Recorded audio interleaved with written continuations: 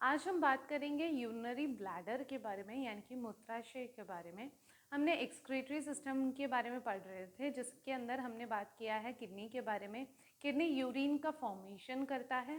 फिर हमने यूरेटर्स के बारे में बात किया था। यूरेटर्स क्या करते हैं, जो यूरिन किडनी में फॉर्म हुआ है उसको किडनी से लेकर यूरिनरी ब्लैडर तक लेके आने में हेल्प करता है।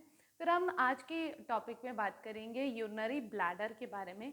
यूरिनरी ब्लैडर का क्या काम होता है। यूरिनरी ब्लैडर हमारे बॉडी में यूरिन को स्टोर करके रखने का एक प्लेस है, यानी कि ये एक होलो मस्कुलर ऑर्गन है जिसका काम है यूरिन को हमारे बॉडी में स्टोर करके रखना, जब तक कि यूरिन हमारे बॉडी से बाहर नहीं चला जाता, नहीं तो आउटपुट नहीं हो जाता, तब तक के लिए हमारे बॉडी में यूरिन को स्टोर करके रखने का प्लेस है यूरिनरी ब्लैडर। इसके बारे में आज हम डिटेल में सीखेंगे।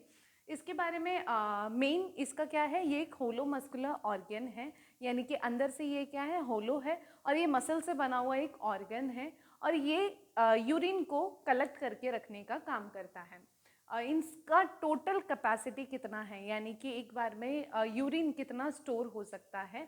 फीमेल्स की अगर हम बात करें तो 500 ml ऑफ यूरिन हमारे यूरिनरी ब्लैडर में स्टोर हो सकता है, और अगर मेल्स की बात करें तो 700 ml ऑफ यूरिन हमारे बॉडी में स्टोर होता है। लेकिन जब 200 टू 350 के अप्रॉक्स जैसे ही यूरिन हमारे यूरिनरी ब्लैडर में बनने लगता है, तभी हमें फीलिंग आती है कि यूरिन को पास आउट करना है, नहीं तो वॉइड करने का जो एक फीलिंग आती है वो 200 टू अप्रॉक्स 350 के अप्रॉक्स जब यूरिनरी ब्लैडर में यूरिन फिल हो जाता है तभी हमें वॉइड करने का फीलिंग आता है। और जिस प्रोसेस से हम यूरिन को हमारे बॉडी से एलिमिनेट आउट करते हैं उसको हम मिक्चुरेशन कहते हैं।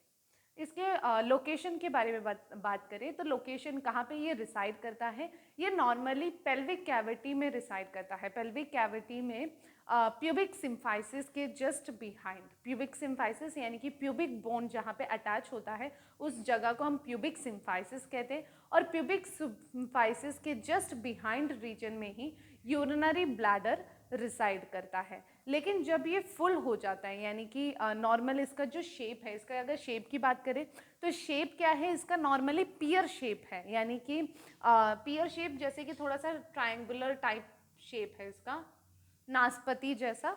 तो ऐसा शेप है इसका नॉर्मली। लेकिन जब यूरिन बहुत ज़्यादा बनने लगता है, हमारे यूरिनरी ब्लैडर बहुत टाइम से जब हमने खाली नहीं करते, तो हमारा जो यूरिनरी ब्लैडर है वो कैसे शेप का हो जाता है, वो ओवल शेप का हो जाता है, यानी कि अंडाकार शेप में हो जाता है। तो इस तरीके से क्या है हमें देखने को मिल सकता है। तो वैसे ही जब लोकेशन की बात करें तो नॉर्मल ये पेल्विक कैविटी में ही रिसाइड करता है, लेकिन जब बहुत ज़्यादा यूरिनरी ब्लैडर फिल होने लगता है, बहुत ज़्यादा फुल होता है, बहुत टाइम से हमने यूरिन को पास नहीं किया होता, तो ऊपर से क्या होता है, ऊपर से वो अब्डोमिनल कैविटी की तरफ भी एक्सटेंड होने लगता है। तो ये जब फुल होता है तो abdominal cavity as well as pelvic cavity दोनों में ही ये रिसाइड होता है। नेक्स्ट इसमें देखेंगे कि यूरिनरी ब्लैडर में 3 ओपनिंग्स देखने को मिल सकते हैं। 3 ओपनिंग्स कौन सा है, जैसे इस फिगर में आपको देखने को मिल रहा है 3 ओपनिंग कौन सा है, 2 जो यूरेटर्स के हैं, यानी कि 2 यूरेटर्स हमारे यूरिनरी ब्लैडर में ओपन होता है, तो उसके 2 ओपनिंग हमें यहाँ पे देखने को मिलता है, और एक ओपनिंग है यूरेथ्रा की। यूरेथ्रा यानी कि जिससे हमारा यूरिन हमारे बॉडी से आउटपुट होता है, वो ओपनिंग भी क्या है यूरिनरी ब्लैडर में देखने को मिलता है। तो ऐसे 3 ओपनिंग हमें यूरिनरी ब्लैडर के अंदर देखने को मिल सकता है। अब नेक्स्ट इसमें बात करेंगे ट्राइगोन के बारे में। ट्राइगोन क्या होता है, यानी कि जैसे यहाँ पे यूरेटर्स अटैच्ड है, यूरेटर्स जहाँ पे अटैच होता है यूरिनरी ब्लैडर पे, वहाँ पे यूट्रोवेसिकल वाल्व्स प्रेजेंट होते हैं, कुछ वाल्व्स प्रेजेंट होते हैं जिसका नाम है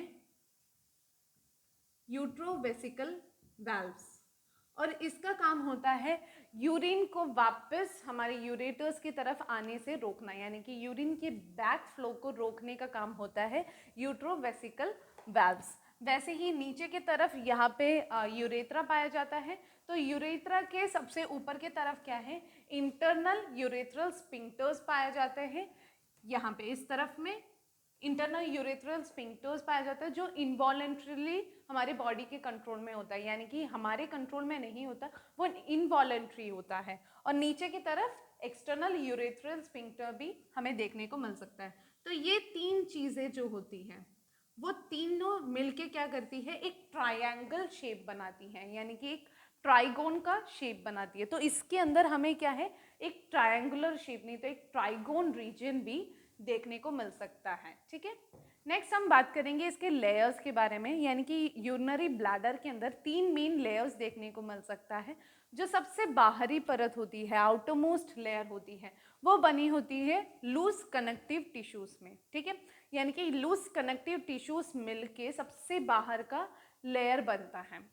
फिर बात करेंगे मिडिल लेयर के बारे में। मिडिल लेयर होती है जो आउटरमोस्ट लेयर और इनरमोस्ट लेयर के बीच में, यानी कि मध्य परत होती है, और ये बनी होती है स्मूथ मस्कुलर फाइबर्स है, यानी कि क्योंकि यहाँ पे एक्सटेंशन भी होना होता है तो यूरिनरी ब्लैडर का कॉन्ट्रैक्शन भी होता है, तो यहाँ पे स्मूथ मसल फाइबर्स पाए जाते हैं मिडिल मोस्ट लेयर में।